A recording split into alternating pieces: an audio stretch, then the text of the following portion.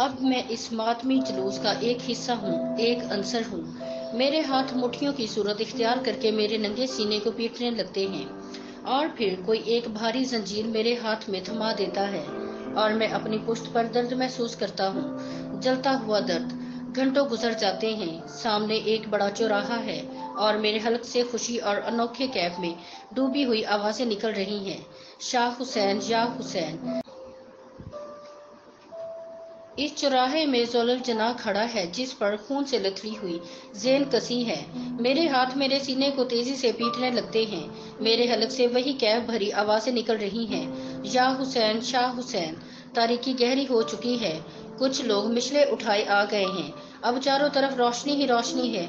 मैं अपने आप को मस्जिद के सहन में पाता हूँ, कोई मरसिया पढ़ रहा हो। इमाम हुसैन रज़ियल्लाहु तआला अन्हा पर मैदान करबला में जो कुछ बीता, इसका एक हिस्सा, एक मंजूम बयान। मैं अपने आप को किसी दूसरी दुनिया में पाता हूँ, मेरी हरकत में बेइख्तियारी है। मैं अब अपने आप को सरकारी दफ्तरों के इलाके में पाता हूँ।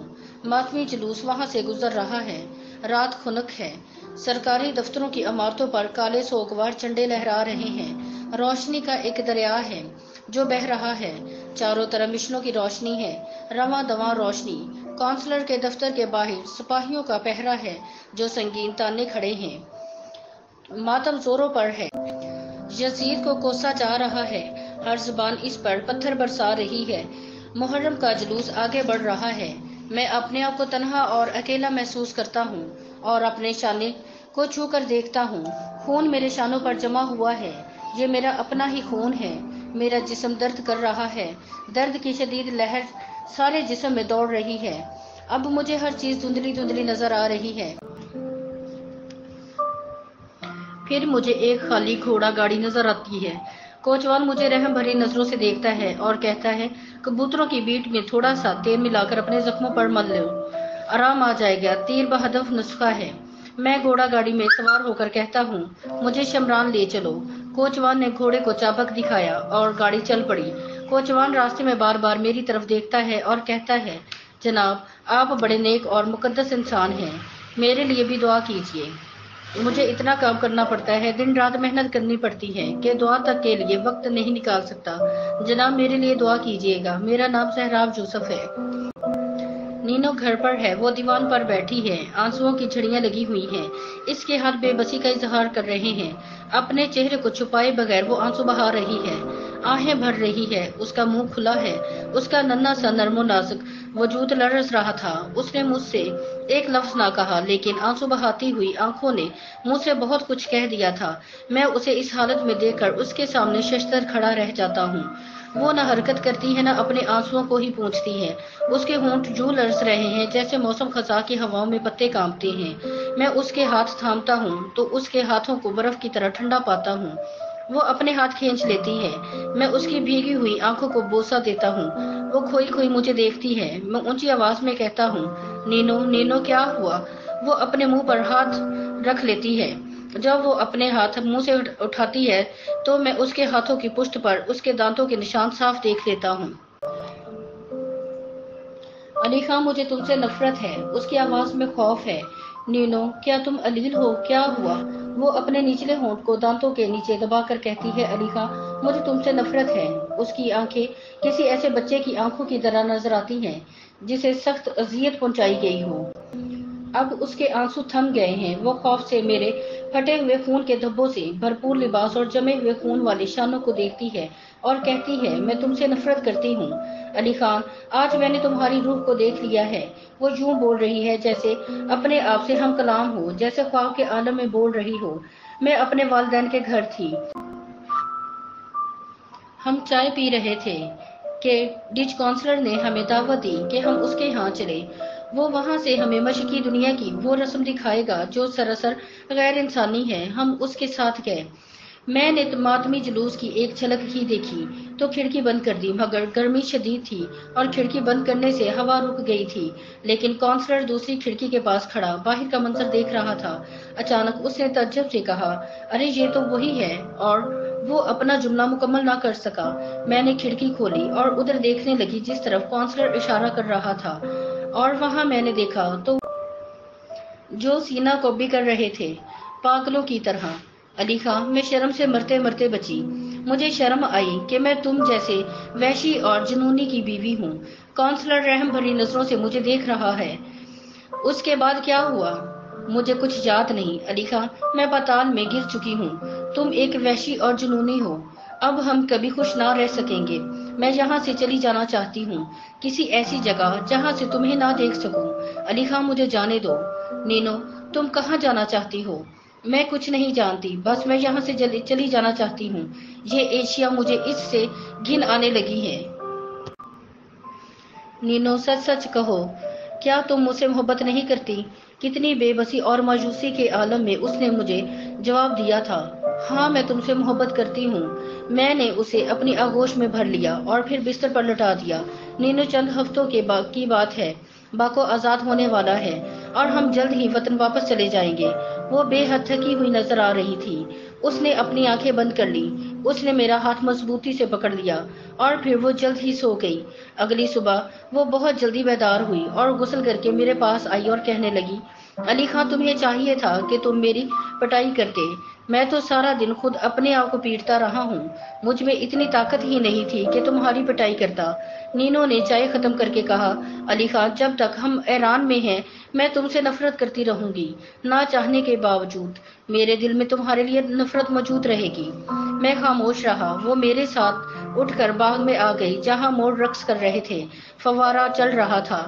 नीनू ने कहा, अली खां, इतने उदास नजर ना आओ। ये तुम तो नहीं हो जिसे मैं नफरत करती हूँ। ये तो वो अजीब मुल्क और इसके अजीब लोग और उनकी रस्में हैं जिनसे मैं नफरत करती हूँ। जो ही हम इस मुल्क से निकलेंगे मेरे दिल में तुम्हारी मोहब्बत जिंदा हो जाएगी। वो फुवारे के करीब पहुंचकर पानी के हौज पर झुक गई। इसका चेहरा पानी को छू रहा था। जब इसने चेहरा यूं उठाया तो इसके चेहरे से पानी टपक रहा था। वो बोली, मुझे यकीन है कि लड़का पैदा होगा। मैं लड़के की माँ बनूंगी। इसने मेरी तरफ यूं देखा जैसे वो समझ से बरतर हो। एन उस वक्त बाहर से ढोलों और तंबूरों की आवाजें आने लगी। मैं कांपने लगा। कानों में शाह हुसैन, या हुसैन और मातम करने वालों की आवाजें सुनाई देने लगी। मैंने नीनो का हाथ पकड़ा और भागते हुए हम कमरे के अंदर चले गए। दरवाजा और खिड़कियां बंद करके मैंने ग्रामोफोन पर रिकॉर्ड चढ़ा दिया। रिकॉर्ड बजने लगा। गीत की आवाज से कमरा भर गया, मगर उसकी आवाज के अकब से या हुसैन, शाह हुसैन की आवाजें बदस्तूर आ रही थी। दीवारों पर वॉलपेपर लगेगा और वो भी हल्के रंग का। इस घर का नक्शा हरम से बिल्कुल मुख्तलिफ होगा। मैं अपने वालू मोहतरम के पास छत पर बैठा हूँ। मेरे वालू मुझे बड़े नरम लहजे में कह रहे हैं, अली खां, घर पर औरत की हुक्मरानी होती है। नीनो ने ईरान में बड़े तहम्मुल से दिन गुजारे हैं। अब वो बाको में है। तुम ये कभी ना भूलना कि बाको अब यूरोप का एक हिस्सा है। मैं और मेरे जैसे बूढ़ों का दौर खत्म हुआ। मैं ईरान से ताल्लुक रखता हूँ, उसकी तहजीब का एक हिस्सा हूँ। तुम्हारे यहाँ जब बच्चा हुआ तो मैं उसे देखकर ईरान चला जाऊंगा। मैं तुम्हारे बाप बनने का मुंतजिर हूँ। अब्बा जान, मैं यही रहना चाहता हूँ। मेरे वालिद बड़ी संजीदगी से सर हिलाते हुए कहते हैं, मैं जानता हूँ अली खां, तुम्हें इस शहर से मोहब्बत है और नीनो को भी यूरोप पसंद है, लेकिन मुझे अपनी नई रियासत का झंडा पसंद नहीं है। और फिर बेदीनी का जो साया छाया हुआ है उसे तो मैं पसंद कर ही नहीं सकता। अली खां, मैं एक बूढ़ा आदमी हूँ, अपने इस्लाफ की रवायात से चिमटा हुआ। तुम नौजवान और बहादुर हो, तुम्हें यहीं रहना चाहिए। मैं अपने महबूब शहर की गलियों में घूमता हूँ।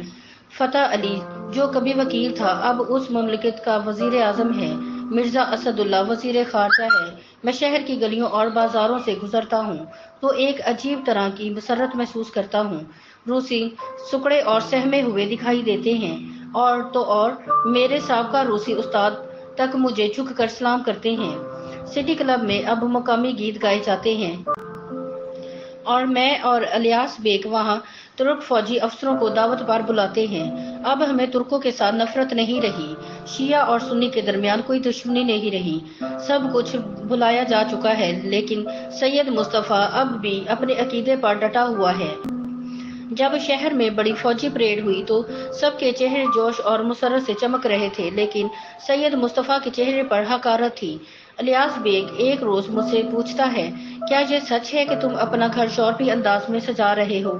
جب میں اس بات میں جواب دیتا ہوں تو الیاس بیگ کہتا ہے، یہ تو بہت اچھا ہوا، غیر ملکی وفد ہمارے شہر میں آ رہے ہیں، ہمیں ایسے گھر چاہیے جہاں ہم انہیں دعوت دے سکیں، ہمیں ایسی خواتین کی ضرورت ہے جو ان غیر ملکیوں کی بیویوں سے گفتگو کر سکیں۔ علی خان، اس ضرورت کو تمہارا گھر اور تمہاری بیوی ہی پورا کر سکتے ہیں، تمہیں چاہیے کہ تم وزارت خارجہ میں آ جاؤ۔ میں ہنس کر ٹال دیتا ہوں، مگر ہے تو یہ حقیقت کہ اب میرا گھر یورپی طرز پر سجایا گیا ہے اور میری بیوی یورپی ہے۔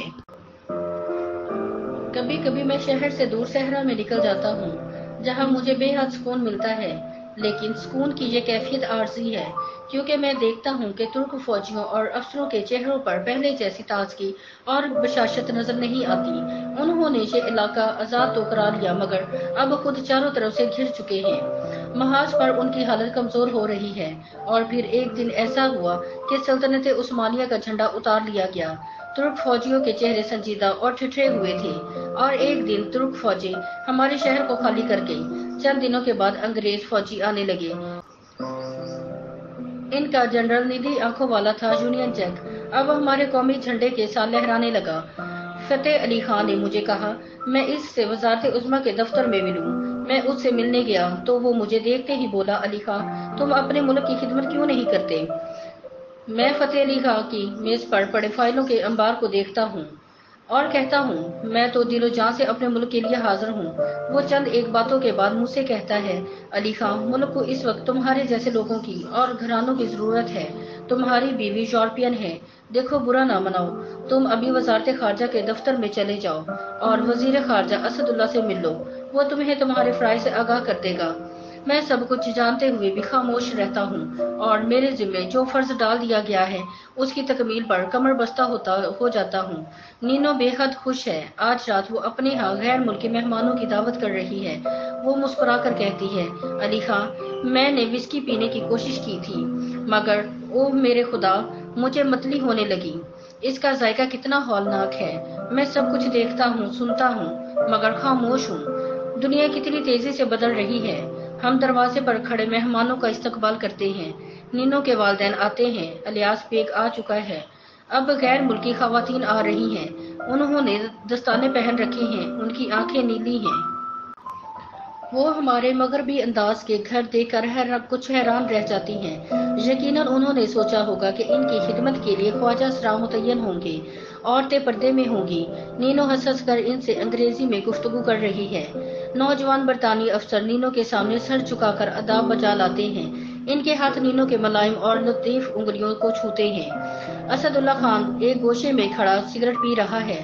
وہ اپنی بیوی کو کبھی اجنبیوں کے سامنے لانے کی جرات نہیں کر سکتا، مگر نینو ایک تو عیسائی ہے، دوسرے جارجیا کے رہنے والی ہے، اس لیے اس کے ہاتھ اجنبیوں سے ملتے ہیں تو کیا؟ مجھے بے حد شرم محسوس ہو رہی ہے۔ نینو مسکرا کر غیر ملکی مہمانوں سے کہہ رہی ہے، شکریہ، آپ بے حد مہربان ہیں۔ شکریہ۔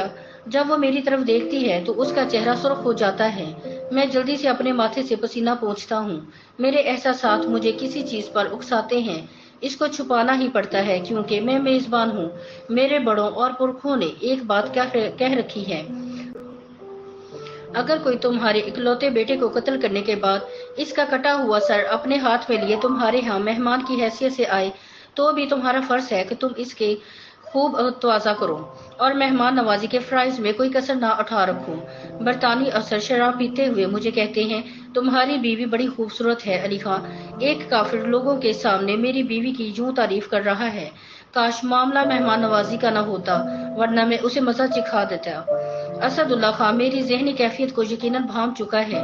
وہ میرے قریب آ جاتا ہے، ادھر ادھر کی باتیں کرتا ہے۔ اگر برطانیہ ہماری نو آزاد حکومت کو تسلیم کر لے تو ہمارے کئی بگڑے کام بن سکتے ہیں۔ میں سر ہلاتا ہوں، ہاں ایسا تو ہونا چاہیے۔ ایک ایک کر کے مہمان رخصت ہو جاتے ہیں، اب گھر میں اور نینو رہ جاتے ہیں۔ میں تھکا ہوا ہوں، لیکن وہ بڑی حشاش بشاش ہے، شوخی سے پوچھتی ہے، بتاؤ میں آج میزبان کی حیثیت سے کامیاب رہی یا نہیں؟ وہ مجھے بہت اچھی لگتی ہے، اس کا لباس، اس کا جسم، میں اسے اپنی آغوش میں لے لیتا ہوں۔ اس کا نرم و ملائم بیضوی چہرہ میری آنکھوں کے سامنے ہے۔